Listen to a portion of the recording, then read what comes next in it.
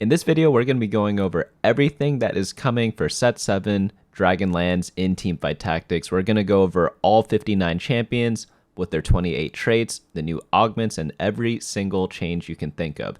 If you need reference material, a cheat sheet of all of this will be available on my website, BunnyMuffins.lol/set7. And this is going to release on June 8th with patch 12.11, and PBE Access, which is the public beta environment, will be available, I believe, tomorrow. But let's just dive right into the traits and champions. We're going to also be covering all the system changes, all the new mechanics, all the new augments, and stuff like that. Yes, augments are staying, but they are adding a bunch of new ones, and it's going to be a little bit different. But let's just get right into the traits and champions. So the first trait that we have are Astrals. Every 5th shop, you have an increased odds to show Astral champions, and they also grant an Astral orb. Your team gains bonus ability power, scaling from 3, 6, and 9. So the way the orbs work, right now we do have an Astral shop, but I'll show you how it works. So to get an Astral shop, all you need to do is see 5 shops. So if we refresh the shop 5 times, you'll see that it glows a little golden right before. You just press it again, and then you get an orb and a shop with more Astral champions. This orb can contain items.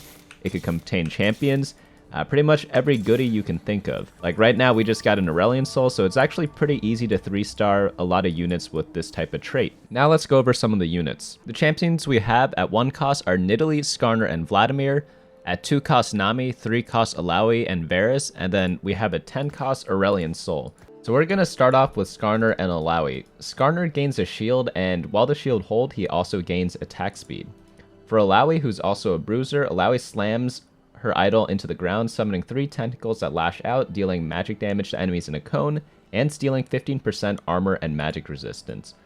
Vladimir is a mage, and he deals magic damage to his target and heals himself. Nami's ability is Ebb and Flow. Nami launches a wave at her target that bounces to up to 2 additional targets, prioritizing low health targets. Enemies take magic damage and allies get a heal. Next up, we have Nidalee. She's a 1-cost Shapeshifter. Nidalee transforms into cougar form, and for the rest of the combat, reduces her attack range to 1 and gains bonus movement speed and attack speed. While in cougar form, every 3rd attack swipes her target for additional physical damage. Next up, we have Varus. Varus's ability is Chain of Constellations. Varus sends out a cosmic tendril towards his target that strikes the first enemy hit, dealing physical damage and stunning them for 1.5 seconds. They also spread to 3 nearby enemies, dealing magic damage and stunning them for the remainder of the duration.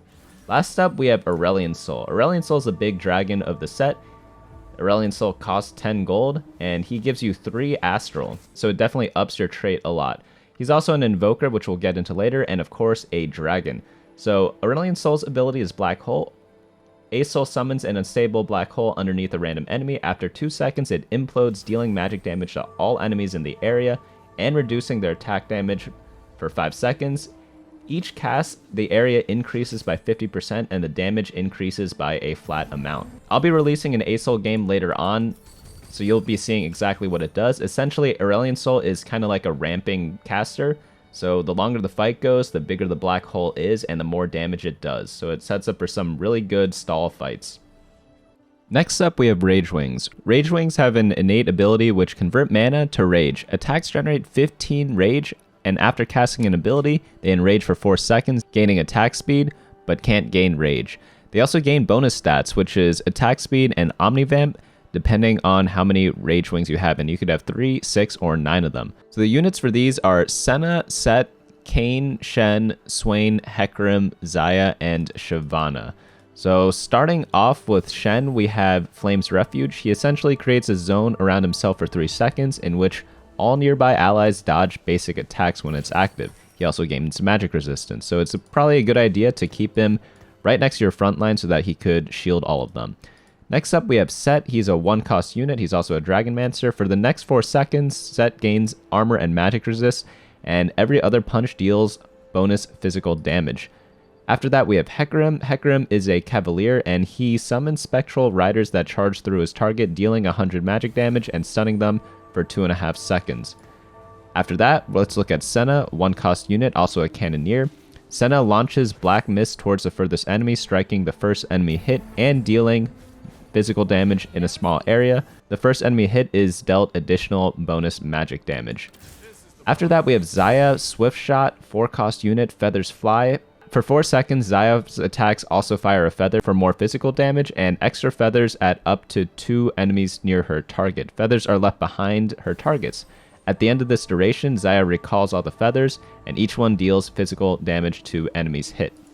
Next up, we have Kayn. He is a Shimmerscale and assassin as well, and his ability is Blade's Reach. Kayn sweeps his a line through his target, dealing physical damage, and enemies hit also take an additional magic damage to the first enemy's hit.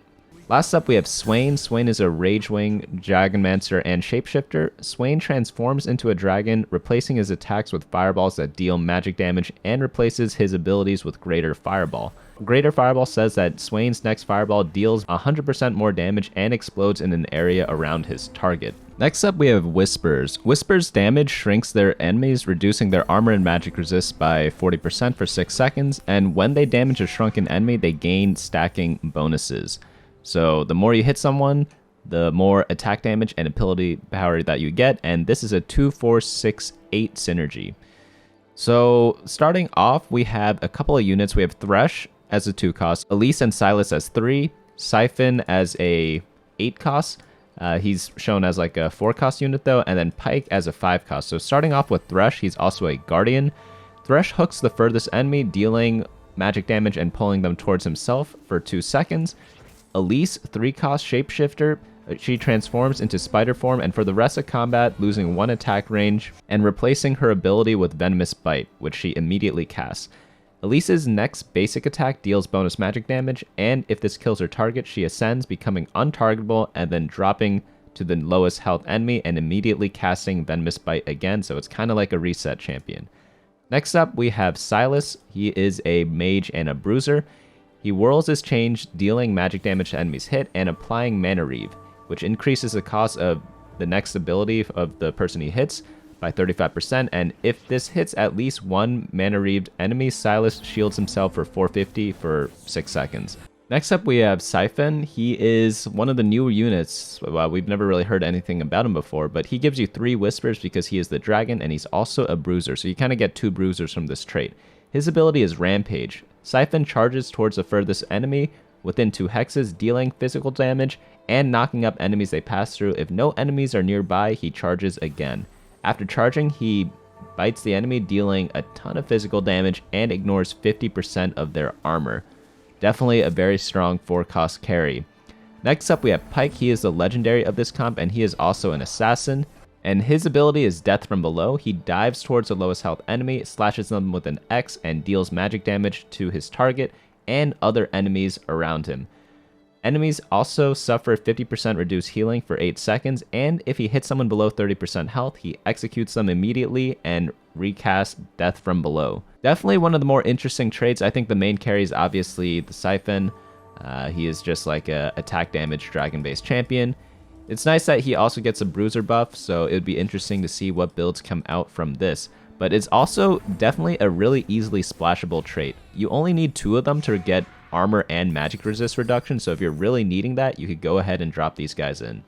Next up, we have the Jade units. These are all the green people. So Jade, you summon a movable Jade statue, these guys, which you can drop around, and they grow in power. So each combat allies adjacent to the statue gain attack speed and maximum health, healing every 2 seconds. When a statue is destroyed, it also deals 50% of its health as magic damage to nearby enemies. So this is a 3, 6, 9, 12 synergy, so you could actually get up to 12. I'm guessing you could do that through augments or spatulas, and then, yeah, it just scales for more statues and more healing. The units for this is 1 cost is Karma and Tarek, 2 costs Ashe and Gnar, 3 costs Anivia, 4 costs Nico, and the dragon, which is this one, Shi-O-Yu, and it's kind of like a Galio clone, if you ask me. And then after that, we have Soraka as a 5 cost unit. So starting with the 1 cost, we have Karma, also a Dragonmancer. Her ability is Inner Flame, and Karma fires a burst of energy towards her target, dealing magic damage in a small area around the first unit hit. Tarek is another 1 cost. He is a Guardian, and Tarek's ability is Bastion, where he grants himself and his closest ally a protective rune that increases armor for 6 seconds. Next up, we have Gnar, who's a shapeshifter. Gnar's really funny in this set.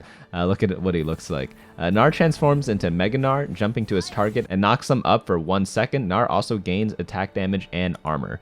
After that, I believe we have Ashe. Ashe is a Dragonmancer and Swift Shot, so you do get 2 out of 3 Dragonmancer, as you see on the left here. But she fires a volley of 8 arrows, and enemies hit, take magic damage, and suffer reduced attack speed for 3 seconds.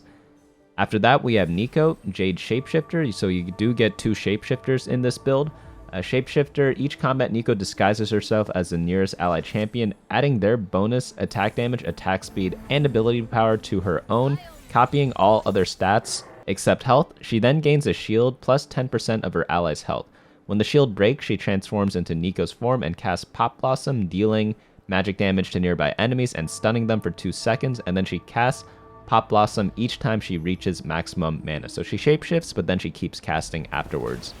Next up, we have Soraka, who's also a Starcaller, and her ability is Starfall. While any ally is below 50% health, Soraka gains an additional 5 mana per attack, and then Soraka calls down a shower of stars over the next 2 seconds. Allies are healed for 70 each time a star hits them. Lastly, we have the Dragon Shi-ou, and her ability is Jade form, and this is also a Mystic unit. So once you enter the Jade stance, you gain damage reduction, immunity to crowd control, and empower your next 3 attacks with special effects that deal physical damage. The first attack deals physical damage and stuns the target. Next one just deals true damage, and then the one after that ends the stance and deals physical damage to enemies along a line, knocking them up for 1.5 seconds. So definitely like big autos, kind of like a Clapio if you guys played the last set. So that is pretty much it for Jade. Obviously, you could splash a lot of traits around. I believe you get the Mystic trait. You could splash that in. Dragonmancer, you have 2 out of 3. You also have 2 Shapeshifters, so a bunch of different things that you could add on here. Oh, we missed Anivia. Anivia is also an Evoker and Legend. Her ability is Prismatic Storm. Anivia summons a Prismatic Storm around her target, dealing magic damage over 3 seconds, and enemies in the storm have their magic resist reduced by 40%. The next trait is Shimmerscale. So these guys, they have exclusive random items that you can get. So this is a 3-5-7-9 synergy where you could get 1, 2, 3, or 5 items, which includes a Crown of Champions. So we have a couple of them here. One of them's Draven's Axe, where you deal 1 attack damage per gold in your bank up to 80, and attacks grant 1 stack up to 100 times. At full stacks, you gain 10 gold and 1 item component. Mogul's Mail, this one you gain armor and magic resist based on and 10 health when taking damage, and after stacking 50 times, you gain 2 gold. Needlessly Big Gem, if the holder is alive after 15 seconds of combat, your team deals 1% more damage per gold in your bank up to 80, then gain 1 gold for every 2 living allies. There are 7 other items, and I'll have all these descriptions available on my website, so I'll leave a link in the description below for that. But starting off with the units, we have Aatrox as a 1 cost, Kayn as a 2 cost, Volibear as a 3, Idis as a 4, and then Zoe as a 5. Well, Idis is technically 8 gold, but it's the purple unit. So starting off with Aatrox, he's also a warrior, and Deathbringer Strike is his ability. He strikes his target for physical damage and heals himself for the flat amount. Kayn we already went over. Volibear, he is also a Dragonmancer and Legend, and his ability is Relentless Storm. He rages, gaining bonus health. For the rest of combat, every 3rd attack deals bonus magic damage to the target and magic damage to up to 4 additional enemies. So it's kind of like a chain lightning, so to speak. Idis is the dragon, also a guardian. Golden Scales. Idis hardens her scales for 2 seconds, reducing incoming damage by 50. She then roars, healing herself and shielding other allies. This shield grants 40 attack speed while it holds, so it's kind of like a tanky attack speed dragon. Pretty cool stuff. Zoe is a little different. So Zoe is a Spell Thief and Mage. So if we read Spell Thief, she nabs a new ability after each cast and at the start of every round. So essentially, we see the Zoe here too. She's got a tornado around her. Her ability changes pretty much every time. She could cast multiple abilities in a fight, and yeah, crazy stuff can happen. She takes abilities from all sets, and from what I've seen, pretty cool stuff has been happening with her. So definitely encourage you to try her out when you get the chance to. So even now we have 2 Zoes out, 2 different abilities, which I think is pretty wild. But those are all the Shimmerscales. Let's move on to the next trait. Next up, we have Mirage, which is essentially the mutant trait of this set. Their trait effect is new every single game. So you have a 2-4-6-8 for Mirage, and in this particular game, we have Executioner's Edge. You could always check what version it is by looking at the bottom right here. And in this one, they always critically strike low health targets with attacks and abilities. You also gain critical bonus strike damage. The other variations are Electric Overload, where when attacking or being hit by an attack, gain a chance to deal a % of their max health as magic damage to adjacent enemies. The next one is Warlord. This one's an older trait from before, and after winning a player combat, you gain bonus health and ability power and increases by 10% per win, stacking up to 5 times. Another one you could get is Duelist Dexterities, and your Mirage units just innately move faster, and your attacks gain bonus attack speed up to 10 stacks. Next, we have Spell Sword, and this one, during each player's combat, gain ability power per attack, so you kind of get like a stacking effect. Next, we have Pirate's Greed. After each player combat, gain a chest that contains between 0 to 4 gold, and as you go up in Mirages, you get more gold in the chest. Last up, we have Dawnbringer. This one is similar to the Dawnbringer's trait before, where you gain a shield the first time you drop below 50% health, and when this occurs, your Dawnbringers gain bonus damage. Going on into the units, there are 5 Mirage units, starting with Leona at 1 cost, Yone at 2 costs, Nunu at 3, we have a new dragon, Deja, at 4, and then we have Yasuo at 5. So starting off with Yone, his ability, he's also a warrior, and his ability is Way of the Hunter. His basic attacks alternate between dealing bonus magic damage and dealing bonus physical damage. Next up, we have Nunu. Nunu bites his target, for magic damage. And if Nunu's target has less health than him before he does a bite, he deals an additional 33% damage and becomes true damage. Leona, she is the 1-cost Guardian, and her ability is Solar Barrier. She creates a barrier around herself, reducing all incoming damage by 40 for 4 seconds. Next up, we have the dragon, Deja, and his ability is Wind Blast. Passively, Deja's attacks deal bonus magic damage and reduces target's magic resist by 3. The active is Deja sends a Wind Blast towards the largest group of enemies, dealing magic damage, and for the next 5 seconds, Deja's attacks launches 3 barrages. Lastly, we have Yasuo. So we have the 2 wind people as Mirages. He's also a Dragonmancer and a warrior, so you get 2 warriors innately from just running Mirages. Sweeping Blade is Yasuo's ability. So he shields himself for 175 for 1 second and dashes through his target, slashing nearby enemies for physical damage, and every 3rd cast, his slash deals triple damage and hits a large area and knocks up enemies for 1.5 seconds. And if Yasuo hits the only last enemy alive, he repeatedly slashes them until they die. If you guys remember Teemo from a previous set with the trait Cruel, that's essentially what Yasuo does. He wins every single 1v1. That's going to be it for Mirages. Let's go on to the next trait.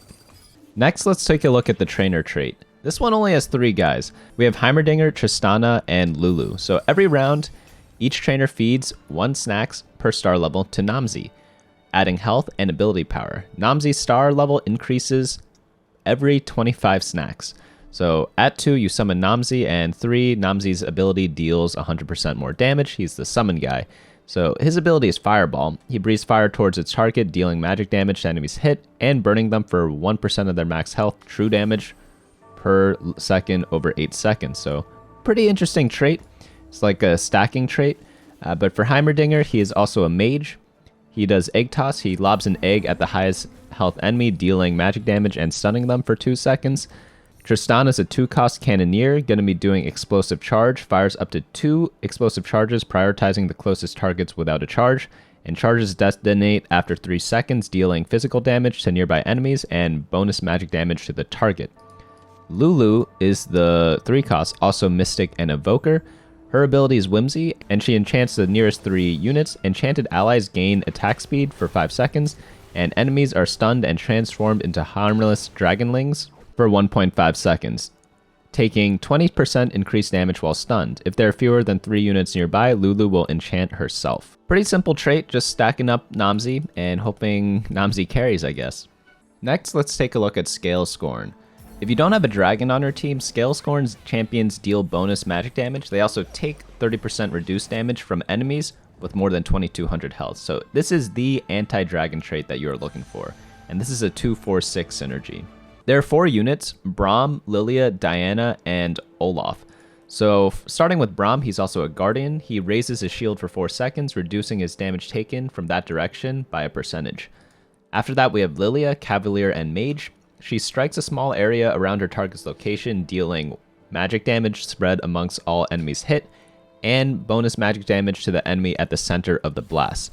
Diana, 3-cost assassin. She shields herself for 6 seconds and summons 6 orbs around her. These orbs burst for magic damage when they hit an enemy. When the final orb bursts, her shield refreshes. Next up, we have Olaf. He is a bruiser and warrior, and Olaf's passive is Seeking Glorious Death, permanently gaining 5 attack damage, 10 in hyper roll whenever he dies. After that, his active ability, he strikes his target, dealing physical damage and gaining attack speed for 4 seconds. If he's below 50% health, the attack speed is doubled. So again, great anti-dragon trait. You don't need dragons to actually win in your final comp. It's just something that is an option. So sometimes you could go for dragons, but there are a lot of traits that do not have any dragons at all. Next, let's take a look at the Revel trait.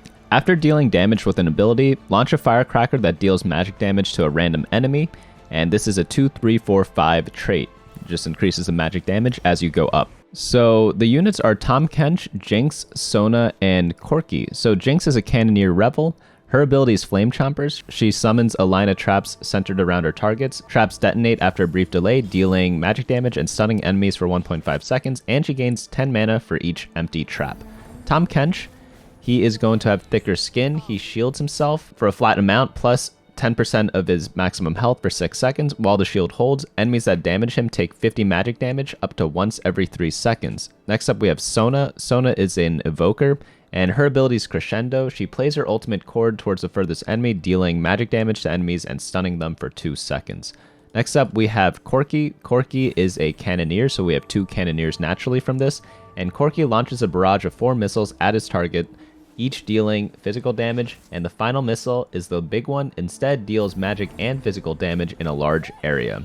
Next up, we have Guild. This is a 1-6 trait, and each unit gets a unique guild bonus. So Sejuani gets health, Twitch gets attack speed, Rise gets ability power, Talon gets attack damage, Bard gets 2 mana per attack, and if you have an emblem for guilds, they just give Omnivamp. As you increase the amount of guild units that you have, the guild bonus increases as well. So the first unit we have is Sejuani.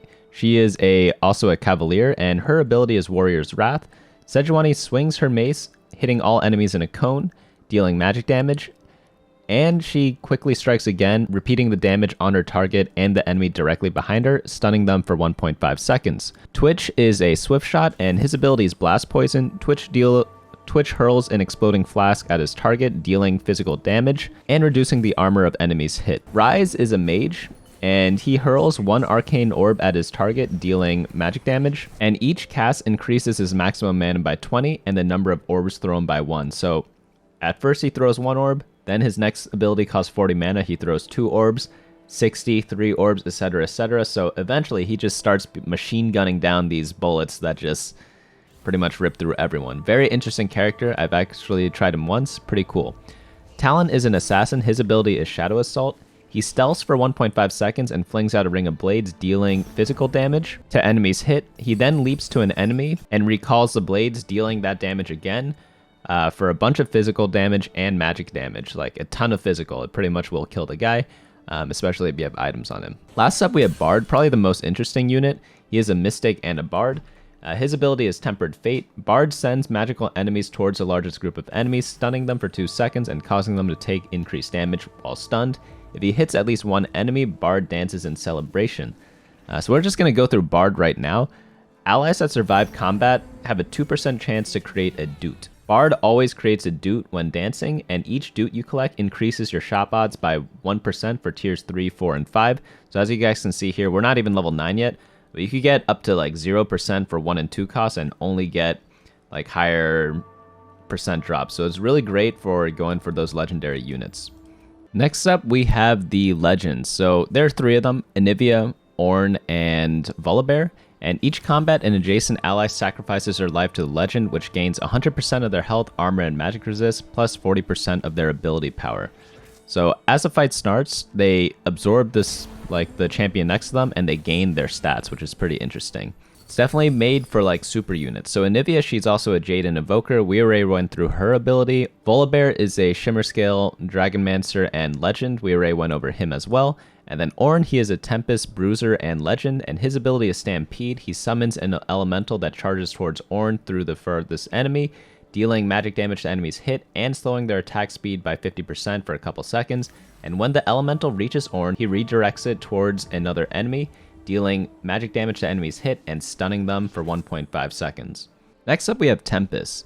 After 9 seconds, lightning strikes the battlefield. Enemies are stunned for 1 second and take a percent of their max health as true damage. Tempest then gain attack speed. Maybe they get this right away. So Ezreal is the first one. Then we have Qiyana, Lee Sin, Ornn, and then Eoshin, who is the last dragon. I think he's the only one we haven't touched on yet. But Ezreal's also a swift shot, and his ability is Mystic Shot. He fires a bolt of energy towards his target. The first enemy hit takes magic damage, and Ezreal gains bonus attack speed, stacking up to 5 times. So a little different than what the current Ezreal is. Qiyana, Tempest Assassin.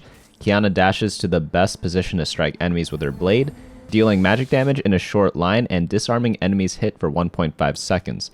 After that, we have Lee Sin, also a Dragonmancer. He kicks his target, stunning them for 1.5 seconds and knocking them back. The target and all enemies hit take magic damage.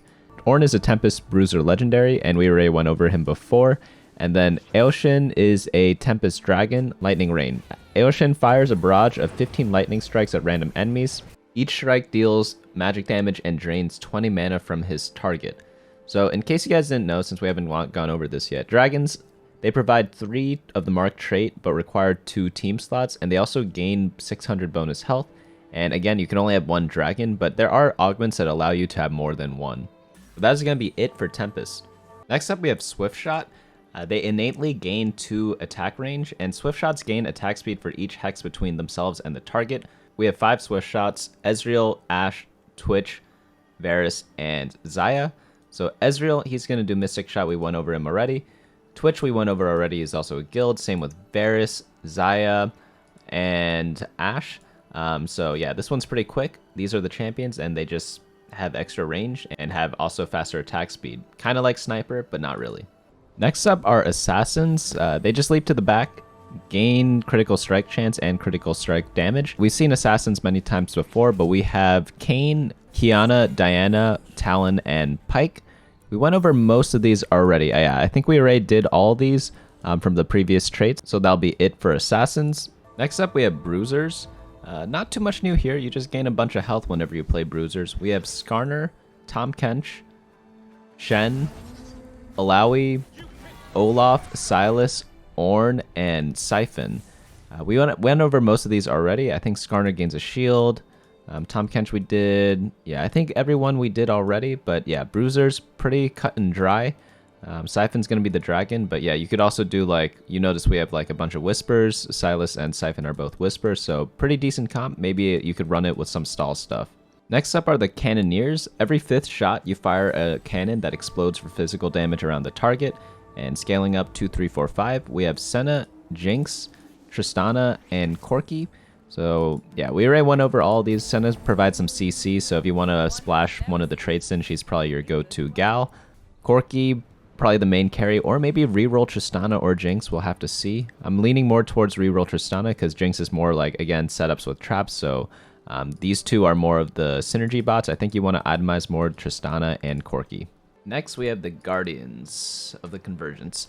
So once per combat at 50% health, Guardians shield themselves and their closest ally for a percent of their maximum health. So the shields also stack. So 2, 4, 6, we have Leona, Taric at the 1 stars, Braum at 2, and Thresh at 2, and then we have Idis as the 4 star. So maybe you could do like a super shielding Idis carry. Maybe Idis could be something like a solo carry in those types of Guardian comps. We'll have to see. Next up, we have Mages. You guys might remember these guys from set 2 or set 4. The 1 costs are Vlad and Heimerdinger. We also have Nami, Lilia, Ryze, Sylas, and then it's capped off by Zoe. And again, already went over all what their abilities are. and we have seen this trait before, so we'll move on to the next class. Next up, we have the Mystic. So this is pretty basic from before. You just gain magic resistance for your whole team. And we have Lulu, Nami, Chiyoyu, and Bard. Some people might remember Invokers, but these guys are called Evokers, and they gain mana whenever an ally or enemy casts an ability. So this is 3, 6, or 10 mana. And we have Lulu as a 3 cost, Anivia 3 cost as well, Sona, and Aurelion Soul. Now we have the Cavaliers. There are 4 of them, and it is a 2, 3, 4, 5. Cavaliers charge quickly towards their target whenever they move, and they gain armor and magic resist. At the start of combat and after each charge, they gain double the amount for 4 seconds. So we have 4 of them again: Sejuani, Lilia, Nunu, and Hecarim. Same as the old Cavaliers of the past, in case you guys were wondering.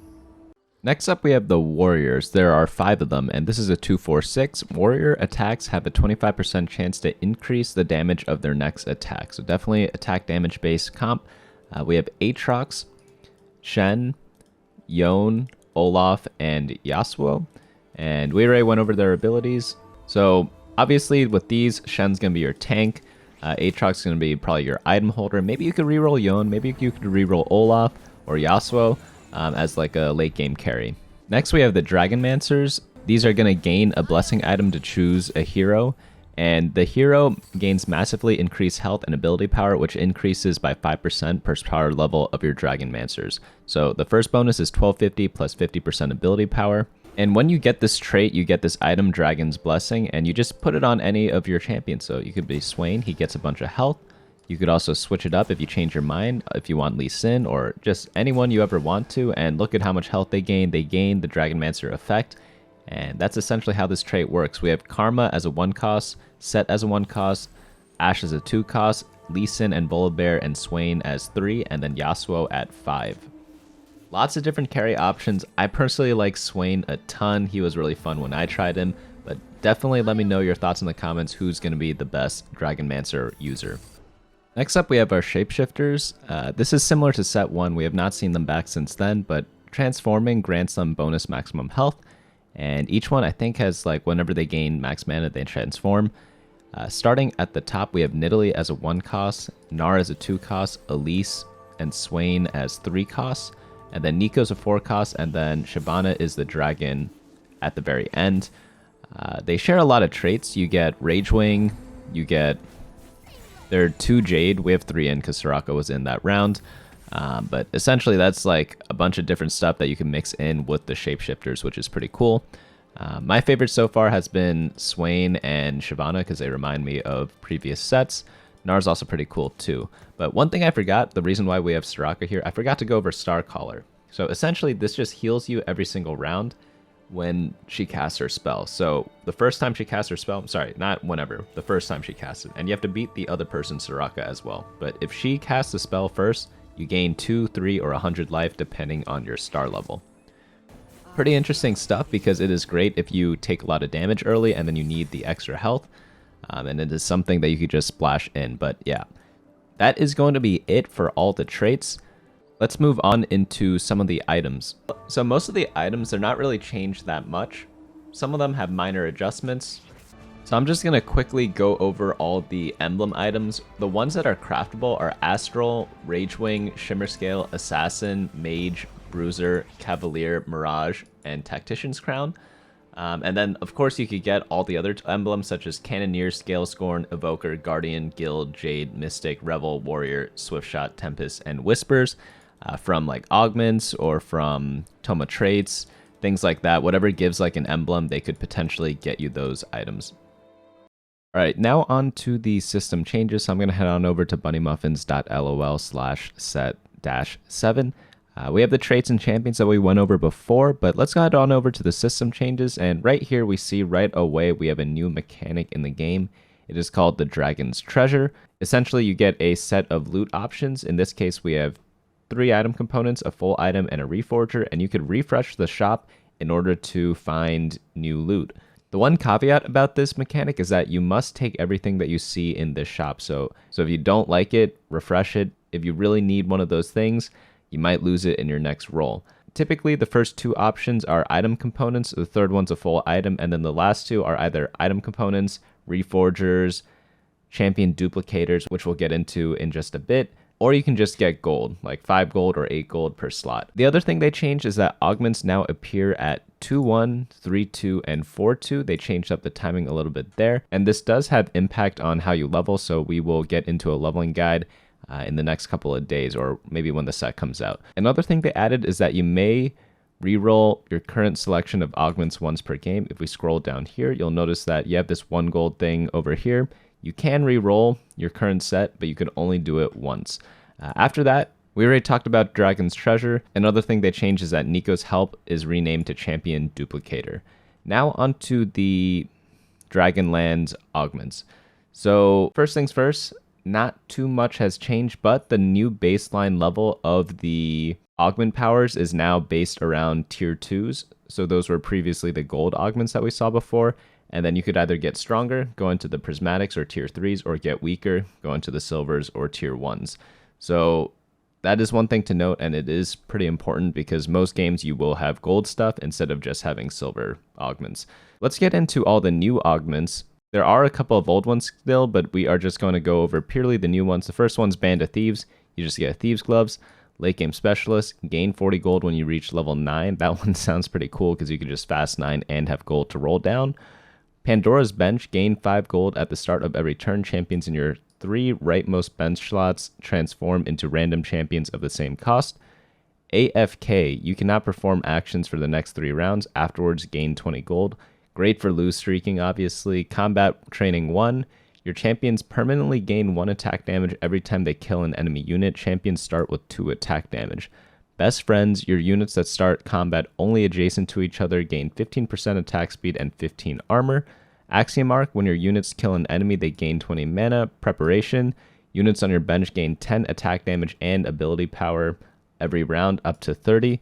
Big Friend, your units that start combat next to a unit with over 2,000 health take 10% less damage for the rest of combat. After that, they have all the hearts. So this one just has like your team counting as 1 additional of a trait. So we have that for Assassin, Astral, Bruiser, Cannoneer, Cavalier, Dragonmancer, Evoker, Guardian, Guild, Jade, Mage, Mirage, Mystic, Ragewing, Revel, Scalescorn, Shapeshifter, Shimmerscale, Swiftshot, Tempest, Warrior, and Whispers. And you also get, like, generally these are all 2-cost units on the side here, but that is subject to change. Now onto the tier 2 augments. Again, this is the new baseline. Rich Get Richer, you gain 15 gold, and your maximum interest is increased to 7. Earth's Grab Bag 1, gain 1 spatula and 1 random item component. Gadget Expert, direct damage items deal 40% more damage as true damage, and you gain a static shiv. So this is great for stuff like Ionic Spark, static shiv, things of that nature. Cluttered Mind, if your bench is full at the end of a round, gain 5 experience points. Last Stand, the first time you die, instead drop to 1 health. After this effect triggers, your units gain 200 health, 20 armor, and magic resist, and 20% omnivant. So this is great when you are like super low health on stage 4-2. You take it and pretty much just pray after that. Better Together, aura items that buff your team have their effects increased by 33%, gain a Locket of the Iron Solari. So this also works for stuff like Zeke's Herald or Chalice of Power. Combat Training 2, this is just the same one as before, where you gain stacking attack damage and ability power. After that, Best Friends 2, same thing there. Axiom Arc, same thing. And then we now have the crest. So we have crests for Assassin, Astral, Bruiser, Cannoneer, Cavalier, Dragonmancer, Evoker, Guardian, Guild, Jade, Mage, Mirage, Ragewing, Revel, Scalescorn, Shimmerscale, Swiftshot, Warrior's Crest, and Whisper's Crest. But let's get into the trait-specific augments as well, because these are going to be pretty, I would say, spicy, personally, because these generally are the ones that really make your comp come alive, you know? So Assassins, they have Cutthroat, Mana Reave. This is the one that they had before, where you increase their maximum mana, or opponent's maximum mana, by 35%. And they also deal more damage to those units. Intercosmic Gifts, Astral Orbs have a 50% chance to spawn a smaller orb that contain bonus loot. You also gain a Nami. Personal Training, at the end of combat, bruisers that started combat adjacent to a bruiser permanently gained 30 health, increased by 20 if they survived. Titanic Strength, bruisers gain 2% of their health as attack damage. And you also get a Tom Kench. Ricochet, Cannoneers cannon shots bounce once, dealing 50% less damage. Hotshot, Cannoneers cannon shots burn their targets, dealing 8% of their target's max health as true damage over 4 seconds, and reduces healing for 50% for the duration of the burn. Devastating Charge, Cavaliers' first attack after charging deals 90 damage, increased by 1% for each armor and magic resist that they have. Dragon's Alliance, the dragon trait remains active regardless of how many dragons you have. Dragons gain 30 armor and magic resist, and you gain a random tier 4 dragon. Dragon Horde, the dragon trait remains active regardless of how many dragons you have. Dragons gain 15 attack damage and ability power, and you also get a random 4-cost dragon or tier 4 dragon. Inspire, when the Dragonmancer hero gets a takedown, champions that share a trait with the Dragonmancer hero gain 50% attack speed for 3 seconds, so that's good for Dragonmancers. And then Essence Theft, Evokers attack steal 5 mana from their target. Heroic Presence, Guardians taunt all enemies every 2 seconds. Enemies that attack a Guardian shield take magic damage equal to 8% of the shielded unit's max health up to once per second. Loot Master, gain a random component every 4 combat rounds when you have at least 2 guilds active, and you also gain a Twitch. Gear upgrades. Guild champions holding an item gain 25 armor and another 200% of their guild bonus gain a Twitch. So this is kind of like Cybernetics, but spiced up even more. Eternal Protection, when one of your Jade champions would die, the nearest Jade statue protects them, losing 70% of its max health and transferring 200% of that amount to the champion. Penitence, enemies are disarmed for 2.5 seconds the first time they attack a Jade statue or are damaged by Jade statue's explosion. Enemies are disarmed the first time they attack a Jade statue or are damaged by the Jade statue's explosion. Mage Conference, when the Mage trait is active, a random Mage portals onto your bench after combat with a player. Hallucinate, Mirage champions take 90% less damage for the first 5 seconds of combat and gain a Yone. Scorch, every 5th instance of Rage Wings champions damage deals 25% more damage and is converted into true damage. That one sounds actually pretty good, because those guys do a lot of damage. Tantrum, after casting their first ability, Rage Wings restore 100% of their max rage. And then Party Favors. That's a funny name. Gain 1 gold for every 6 firecrackers launched by Revel champions each combat. Additionally, gain a special prize the first time 100 total firecrackers are launched, and get a Jinx. Party Time, after a Revel scores a takedown, they gain 60% attack speed for 3 seconds. Nomad Scalescorns gain 10% damage every time they start combat in a new hex, up to 30%, so I guess you have to keep moving them around. That's going to be pretty tricky to do. Beast Den. Units that start combat next to at least 2 Shapeshifters gain 35 attack speed and move speed. Shapeshifters always gain this bonus. Reckless Spending. If you purchase XP and a shop refresh during the planning phase, Shimmerscale champions gain 30% damage for the next combat phase. Press the attack. Your swift shots attacks apply a stack on their target for 5 seconds. Every 3rd stack consumes all stacks and deals true damage equal to 5% of the target's max health. Eye of the Storm. At the start of combat, the units in the center of the board gain 50 ability power, increased to 150 after Tempest lightning strikes. Ooh, that could be interesting. So for Tempest, after 9 seconds, lightning strikes, stunning enemies, and you gain, I think, attack speed. Now you also get ability power, so that could be a huge buff. Secret Snacks. Trainers have a 33% chance to secretly feed the Dragonling bonus snacks. And then Tiamat, Warriors, additional attacks deal 50% of their damage to enemies in a 1-hex area around their target. And then Twilight Umbrage, units that start combat next to Whisperers are stealth for 5 seconds. Now onto the tier 3. So Earth's Grab Bag, you gain more random item components. Living Forge, you gain an Ornn item now and after every 10 player combats. Ancient Archives, you get 2 Toma traits. Cruel Pact, buying XP costs 3 health instead of gold, so you could essentially just level up to, I think, level 7 right away if they allow you to get this early. Think Fast, shop refreshes are free until the end of this round. Traits and other augments do not benefit from these shops. Gain 8 gold, holy cow, so you just have to get it and just roll it down, I guess. This is worth a lot of gold if you're good mechanically. Cursed Crown, gain +2 maximum team size, but take 100% increased player damage. Combat Training, this is one we saw before. That's a stacking one, same with Best Friends. And then we have Crowns. So you gain an Assassin Emblem and an Infinity Edge if you get that. Astral Crown, you gain 1 Astral, and you also get a Redemption. Bruiser crown, you gain a Bruiser emblem and a redemption. Cannoneer crown, so it's pretty much like the best item you could get for that class, plus an emblem or having your team count as an additional thing.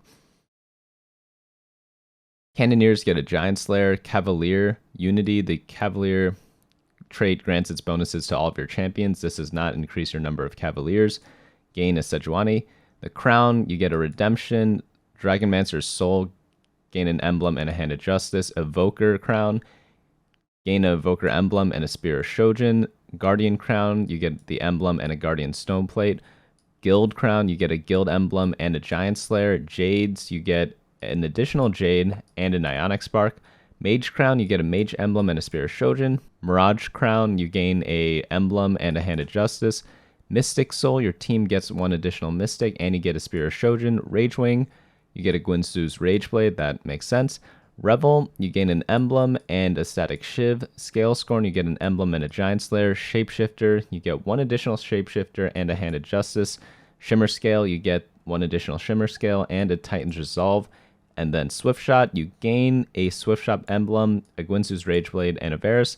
Tempest Crown, you get the emblem and the Hand of Justice. Warrior Crown, the emblem, Giant Slayer. And then Whispers, you get the emblem and the Hand of Justice. So that is all the augments there. We have a nice little cheat sheet from the Teamfight Tactics team down here at the very bottom of the page if you guys are interested in that. Pretty much summarizes a lot of the simpler stuff. But if you want the details, obviously that's in like the meat of the site up here.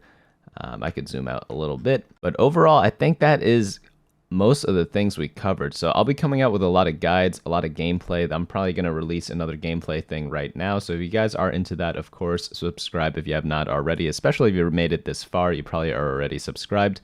But yeah, I'm going to be coming out with leveling guides once the game comes out. I'm going to be posting gameplay as well, along with the meta snapshot every single Friday, as I've been doing for like almost 2 years now, or 3 years. I don't even remember anymore how long this game's been out, but I do look forward to that. So overall, like my thoughts on the set, there isn't anything like super new, right? Because like there isn't really anything that much more to add to the game, in my opinion. So I think mainly the champions, their abilities are going to be the most impactful to how you feel about this set. Personally, I tried out some of the dragons. Some of them I really like. Some of them I think they can be improved upon, but I think they will make changes depending on how people perceive them. But I do like a lot of the traits that are in the game because I think they are unique, and it's a lot of them we have not seen before, and they all do something a little different, of course. And there are a lot of splashable traits. So I feel like in this set, there's going to be a lot more freedom in the comps you can choose. We'll have to see how gated you are by the augments, because one thing that is good about augments is that each game is different. But one thing that I don't like about augments is that sometimes you are forced to play a certain way because of the early choices of certain augments. So hopefully if they fix that, a lot of options open up. But do let me know. Oh, also like Mirage, which is kind of like the mutants of last set. I think they have a lot cooler options than what we saw from mutants. So I am really excited for that. But let me know down in the comments what comps you guys think you want to play, what you think might be OP, whether you guys are going to be playing on the public beta environment or not. I probably will be playing, and I'll probably be streaming those games on twitch.tv/BunnyMuffins LOL. So if you want even more stuff on that, do check that out. But I'll be coming out with like 4 games that I played in the RIOT playtest. I'll probably be releasing one right now, and then the other 3 like later today and tomorrow. But thanks so much for watching, guys. I will see you all later. Hey guys, thanks so much for watching. Don't forget to share and subscribe, and of course smash that like button. Each like is an LP I gain before the next video.